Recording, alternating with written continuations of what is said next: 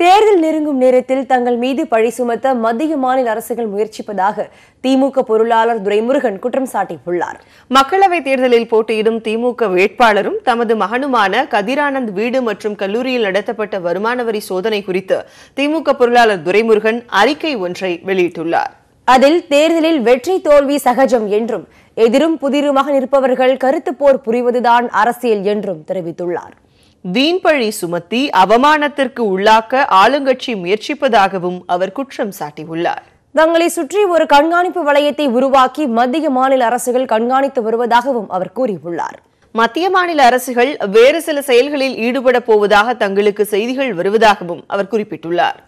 சட்டத்திற்கு புறம்பான பொருட்கள் எதுவும் கிடைக்காததால் அவர்களாகவே ஏதாவது வைத்துவிட்டு கண்டுபிடிக்கப்பட்டதாக காட்டி தங்கள் மீது வீண்பழி சுமத்த முயற்சி நடப்பதாகவும் அவர் புகார் கூறியுள்ளார். இத்தகைய போக்கு ஜனநாயகத்திற்கு புறம்பானது மட்டுமின்றி கடைந்தெடுத்த பாசிச முறை என்றும் துரைமுருகன் விமர்சித்துள்ளார்.